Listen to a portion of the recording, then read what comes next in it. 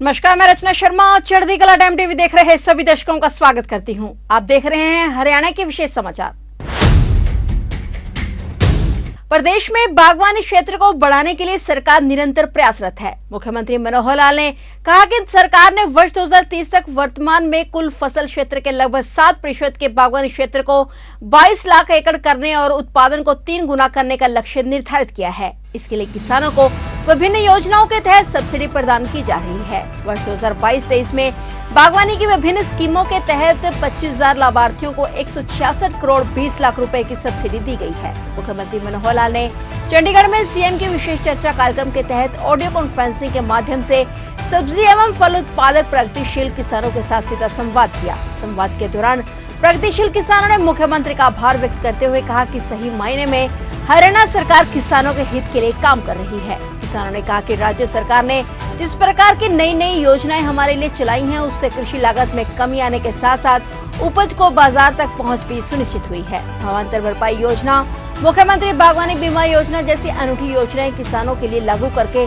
सरकार ने किसानों को बहुत बड़ी राहत दी है। मुख्यमंत्री ने कहा कि हरियाणा देश का पहला राज्य है जिसने बागवानी फसलों को प्राकृतिक आपदा से होने वाले नुकसान की स्थिति में किसानों के हित के लिए मुख्यमंत्री बागवानी बीमा योजना बनाई है। उन्होंने कहा कि फलों और सब्जियों की खेती को बढ़ावा देने और मधुमक्खी पालन को प्रोत्साहित करने के लिए सरकार कई तरह की रियायतें और सुविधाएं दे रही है। अनुसूचित जातियों के लोग भी बागवानी और मधुमक्खी पालन की ओर बढ़ रहे हैं। इसके लिए भी सरकार उन्हें प्रोत्साहन देने के लिए विशेष योजनाएं चला रही है। अनुसूचित जाति के किसानों को 85% तक अनुदान दिया जाता है। उन्होंने कहा कि बागवानी फसलों को बढ़ावा देने के लिए फसल क्लस्टर विकास कार्यक्रम चलाए जा रहे हैं। ये भी सीएम ने कहा कि बागवानी को बढ़ावा देने के लिए राज्य सरकार ने सब्जियों और फलों के लिए भावांतर भरपाई योजना लागू की है। इससे बाजार में फलों और सब्जियों के भावों में गिरावट के समय किसानों को जोखिम से मुक्त किया गया है। सीएम ने कहा कि प्रदेश में फल, फूल और सब्जियों को बेचने के लिए किसानों को दूर न जाना पड़े, इसलिए राज्य सरकार विशेष मंडियां बना रही है। उन्होंने कहा कि प्रदेश में मधुमक्खी पालन को बढ़ावा देने के लिए इजराइल के सहयोग से रामनगर कुरुक्षेत्र में एकीकृत मधुमक्खी विकास केंद्र स्थापित किया गया है। यह देश का पहला केंद्र है। इस दौरान मुख्यमंत्री ने किसानों से अपील की कि वे मधुमक्खी पालन समूह का गठन करें और ताकि ये समूह विशेषकर शहद और इसके उत्पादों को विदेशों में निर्यात कर सके। इसके साथ ही मुख्यमंत्री ने कहा कि जल संरक्षण अभियान में किसान भी योगदान देंगे तो निश्चित तौर पर जल की बचत होगी।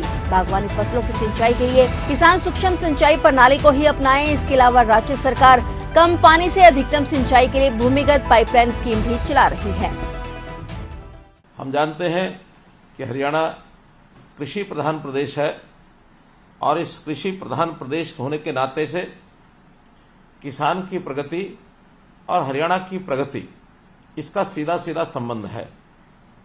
हम ये मानते हैं कि हरियाणा की कृषि को एक ठीक रास्ता दिखाने के लिए, किसानों को अपनी प्रगति के लिए आपका बहुत बड़ा योगदान है। साथियों, खेती जब प्रारंभ में शुरू हुई तो परंपरागत तौर पर हम मुख्य रूप से धान है, गेहूं है अथवा सरसों है, कपास है, गन्ना है आदि फसलें ही उगाते थे और इन फसलों से भी हमने देश भर को एक प्रकार से खाद्यान्न के नाते से आत्मनिर्भर बनाया। अब समय की आवश्यकता है कि हमको इन परंपरागत फसलों के अलावा और अधिक प्रगति करने के लिए हमारी आवश्यकताएं सब्जियों की और फलों की, इन आवश्यकताओं की पूर्ति करनी है। हरियाणा में आप लोग इस क्षेत्र में बहुत अच्छा काम कर रहे हैं। सब्जियां विशेष तौर पर हमारे वर्ष भर की, भले ही मौसम के हिसाब से सब्जियां अलग अलग होती हैं, लेकिन संयोग से 12 महीने लगातार कोई ना कोई यानी सब्जी की फसल ये उगाते हैं। मौसम के हिसाब से ही उनका उपयोग होता है। तो इन फसलों को उगाने के लिए आज आपकी प्रगति को दुनिया जानती है कि आप नई तकनीक अपना करके और अच्छी अच्छी सब्जियां, अच्छी फसलें ये उगाते हैं। उसकी बिक्री के लिए जैसा हमारी आवश्यकताएं, स्थानीय आवश्यकताओं को तुम पूरा करते ही हैं, लेकिन जहाँ बड़ी मार्केट है उसका भी हम एक प्रकार से पूर्ति करते हैं। दिल्ली और इसके आसपास एनसीआर का क्षेत्र ऐसा है जहां बहुत बड़ी खपत फलों की, सब्जियों की होती है। हम अपनी सब्जी और फल बेचने के लिए अभी तक तो आज़ादपुर मंडी इसके ऊपर निर्भर थे, लेकिन सौभाग्य है कि हमने हरियाणा में भी इस प्रकार की मंडियों का विस्तार करना शुरू किया है। उसमें गन्नौर में अंतर्राष्ट्रीय स्तर की फल और सब्जी मंडी ये हम बनाने जा रहे हैं। तो इस मंडी के बनने के बाद हमारे हरियाणा के किसानों को फल और सब्जी बेचने के लिए बहुत सुविधा होगी और हम न केवल अपने प्रदेश में बल्कि देश और दुनिया में भी अपने फल और सब्जियों को बेच सकेंगे, भेज सकेंगे। मित्रों, हम जो नई तकनीक और नए ज्ञान का उपयोग करते हैं अपने कृषि क्षेत्र को बढ़ावा देने के लिए, इसकी प्रेरणा अन्य किसानों को भी मिलती है और बहुत से किसान धीरे धीरे इस ओर आगे बढ़ रहे हैं कि फल और सब्जी की खेती करने के लिए पॉली हाउस है, हाईटेक ग्रीन नेट है, नेट हाउस है। तो इस प्रकार आधुनिक जो तकनीक है उसके लिए हम आगे बढ़ रहे हैं। और प्रधानमंत्री जी ने हमें पानी की बचत करने के लिए भी जो एक फॉर्मूला दिया है कि पर ड्रॉप मोर क्रॉप, इस अवधारणा पर चलते हुए हमने ड्रिप सिंचाई, माइक्रो इरिगेशन, इसका भी जो उपयोग शुरू किया है, इसका बहुत बड़ा लाभ होगा। हमने वर्टिकल फार्मिंग की दिशा में भी बहुत सराहनीय काम किए हैं। सब लोग जैविक खेती की ओर भी बढ़ रहे हैं, क्योंकि बहुत बड़ा विशेष एक बात ध्यान करने की है कि हम फर्टिलाइजर्स का उपयोग केमिकल्स का करेंगे तो उससे जो हमारी क्वालिटी है प्रोडक्ट की, हमारी जो उपज की क्वालिटी है वो गिरती है, उसमें कुछ न कुछ कमी आती है, जिसके कारण से हमारा शरीर बीमारियों की तरफ भी आगे बढ़ता है। तो प्रधानमंत्री जी ने आह्वान किया है कि जैविक खेती की ओर आगे बढ़ें और हम जो है नेचुरल खेती, प्राकृतिक खेती, उसमें बढ़ करके रासायनिक उर्वरक और जो खतरनाक कीटनाशक हैं उनका उपयोग कम करें। तो इससे भी हमारा जो बहुत बड़ा लाभ एक होने वाला है। अपनी गौ आधारित खेती को हम लोग जितना ज्यादा करेंगे उतना ही अच्छी फसलें होंगी, उतना ही शरीर को लाभ होगा। जैसे हमारे भाई किसान भाई आप सब लोग फल और सब्जियों के माध्यम से अच्छी मेहनत करके और लाखों रुपया कमाते हैं, इससे हमारी जो हर किसान की आय दुगनी करने का जो टारगेट है वो भी निश्चित रूप से इसमें यानी प्राप्त होगा। कठोर मेहनत और आधुनिक तकनीक, नवाचार, ये सब हमारे काम के आधार बिंदु हैं। हम कई किसानों ने लीक से हट करके उपभोक्ताओं तक सीधा अपने उत्पाद पहुंचाए हैं और इसके अंदर फल और सब्जी न केवल सीधा बेचा है बल्कि वैल्यू एडिशन करके भी हमने कुछ उद्योग स्थापित करके और इन कामों को भी आगे किया है। इससे भी हमारी आमदन बढ़ी है।